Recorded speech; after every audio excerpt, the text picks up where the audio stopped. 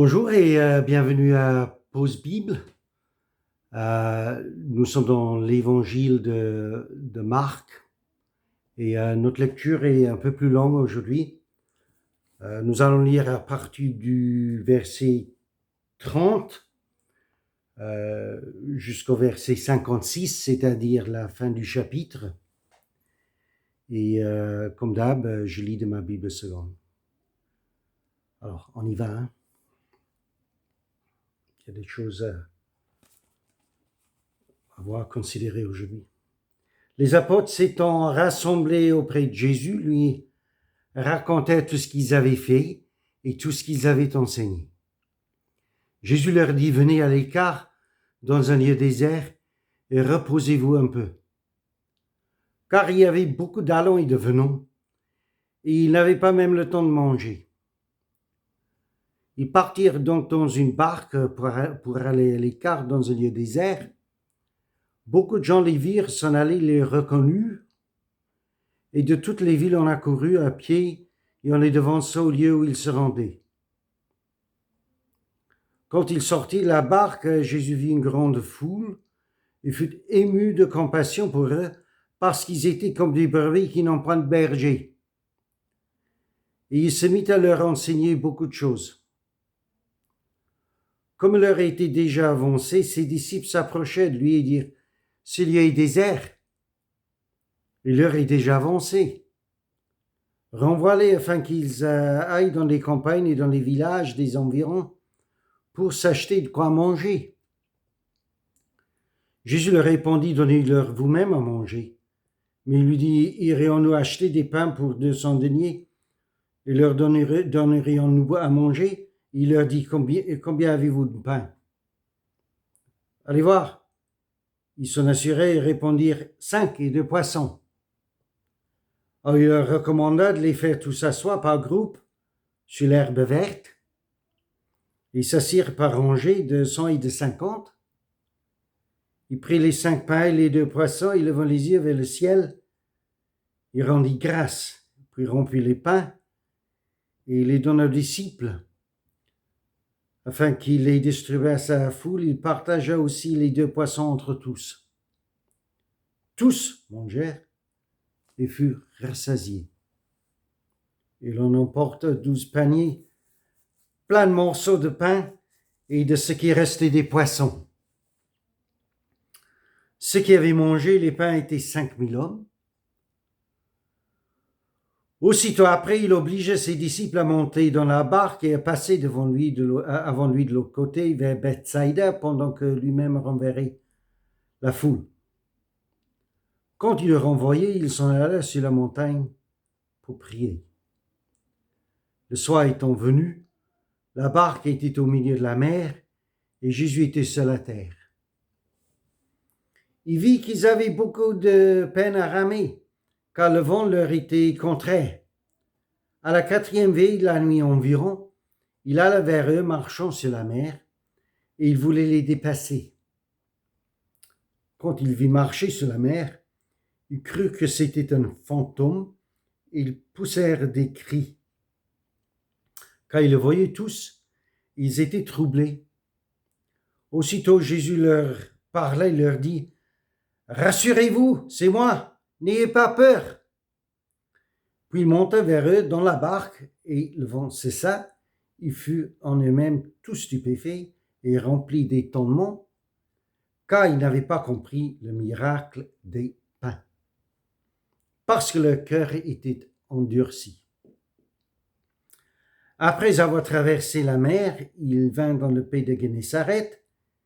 Ils abordèrent. Quand il fut sorti de la barque, les gens ayant aussitôt reconnu Jésus, parcoururent tous les environs, et l'on se mit à porter les malades sur des lits, partout où l'on apprenait qu'il était.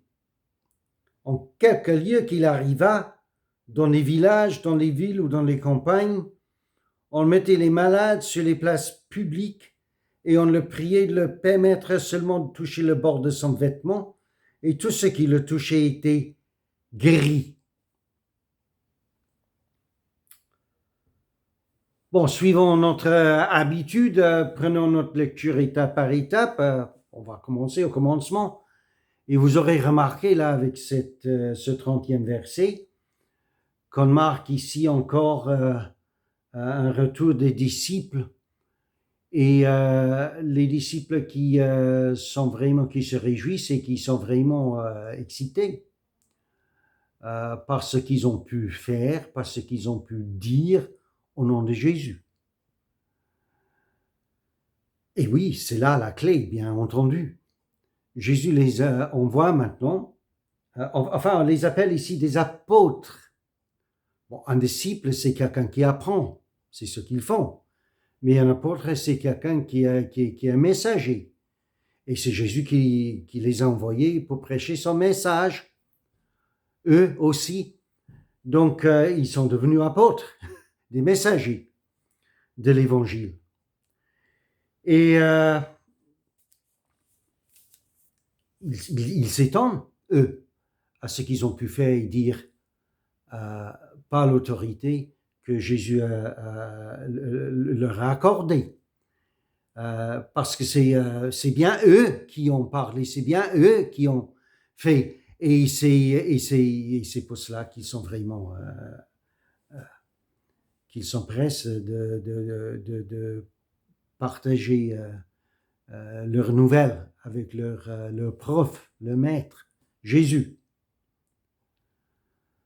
Bon, Jésus lui-même, il voit que maintenant c'est le moment peut-être de se reposer un peu, manger quelque chose, parce que comme nous avons vu avec la résurrection de la fille de Jairus, il pense aussitôt aux besoins immédiats et à ce qui est à main pour satisfaire ses besoins qu'aux merveilles que lui-même il fait. Donc, ils partent pour trouver un lieu de repos, mais ils n'arrivent pas à trouver un lieu de repos parce que maintenant, la foule, la multitude est bien capable de cerner leurs mouvements et de les dévancer même. Alors, quand ils arrivent là où ils vont se reposer, manger quelque chose, il y a la multitude pour les rencontrer.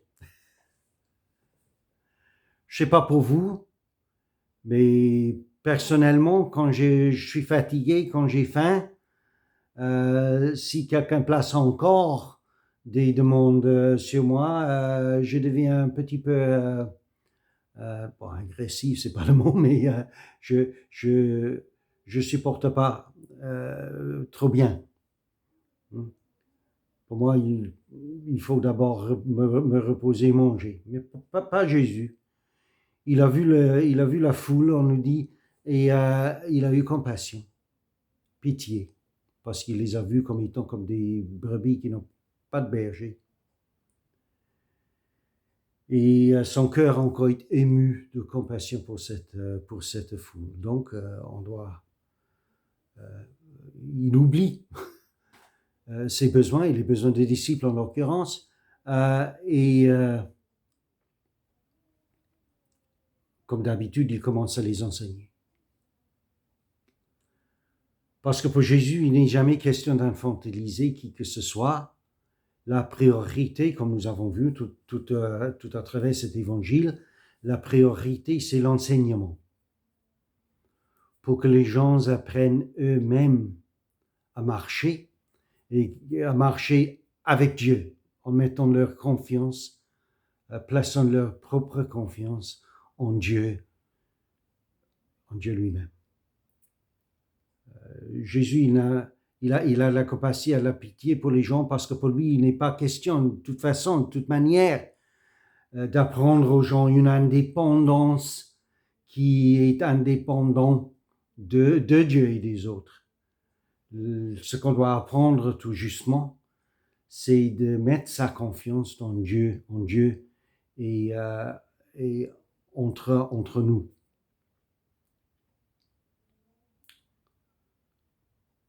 Mais voilà, il y a encore maintenant une autre, en quelque sorte le problème principal s'élargit maintenant, parce que il n'y a pas que lui et les disciples qui ont besoin de repos et de nourriture, il y a maintenant cette multitude le jour s'avance, où est-ce qu'ils vont trouver de quoi manger pour cette multitude?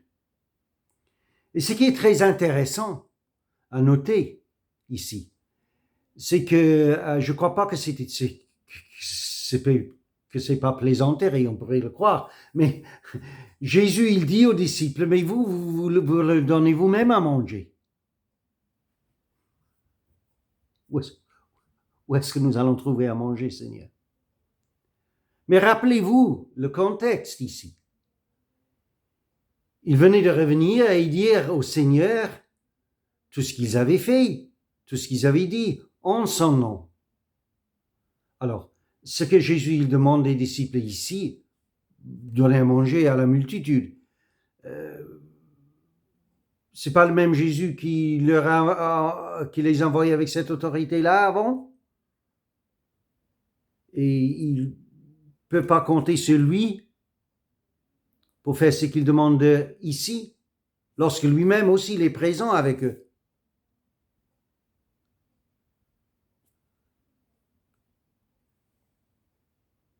Non, il ne croit pas.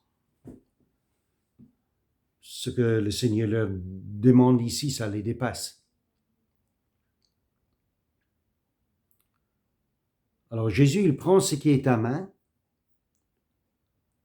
parce qu'il n'est pas question de magie de nulle part.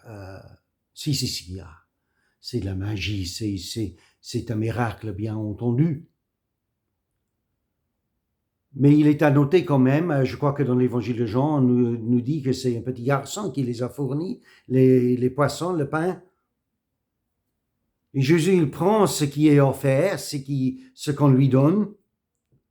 Donc ça a son sens, ça a un sens, un vrai sens. Mais il le prend.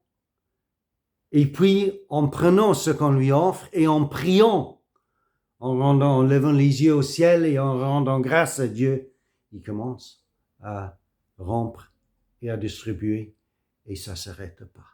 Ça ne s'arrête pas. Jusqu'à ce que les 5000 personnes qui étaient là ont été nourries.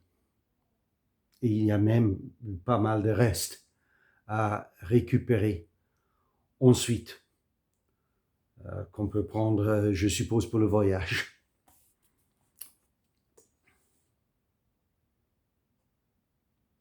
Pour apprendre aux disciples, aux apôtres, pour nous apprendre que les ressources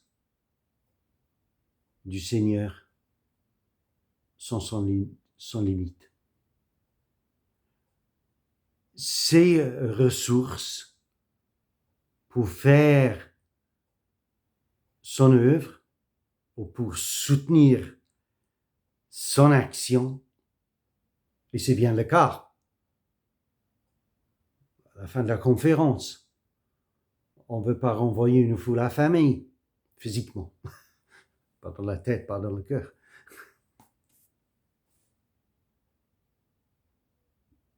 Et Dieu a fourni le nécessaire à leur désirer pour montrer que ses ressources sont illimitées. Et je sais que je parle à des personnes maintenant, encore une fois, j'en suis bien conscient.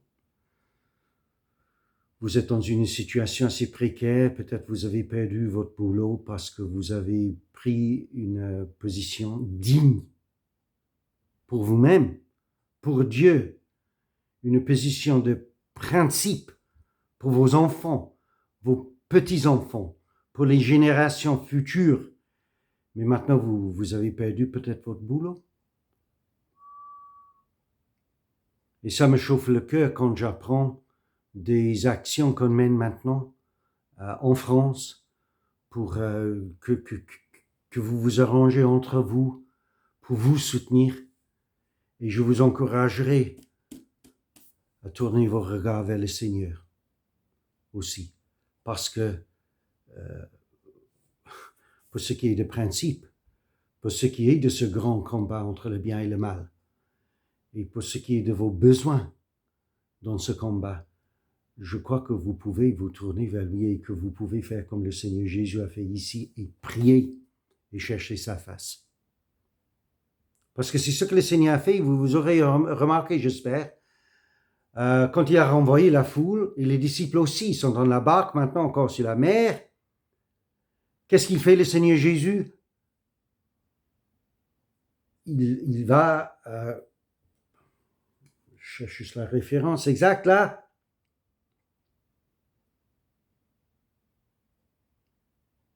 Il s'en allait sur la montagne pour prier. Pour prier. Et c'est suite à cela qu'il rejoint les disciples dans la barque tout en traversant la mer. Il marche sur l'eau. Eux, ils trouvent difficile parce qu'il y a un vent encore. Ils ont des difficultés à ramer. Mais lui, avec toute la facilité que Dieu lui donne, il les rejoint. Et peut-être vous aurez remarqué avec ça, et avec les malades qui ont été guéris ensuite en touchant le bord de son vêtement, qu'on reprend des éléments des récits que nous avons déjà lus. Mais c'est pour dire que les mêmes aspects du ministère se répètent en se multipliant à mesure que le ministère lui-même grandit. Donc, juste pour renforcer la leçon que Dieu, il fournira le nécessaire pour faire l'action, l'œuvre que lui il désire soutenir, que lui il désire que ça s'accomplisse. Et donc, avec cet énorme encouragement, je vous laisse pour le moment. À bientôt.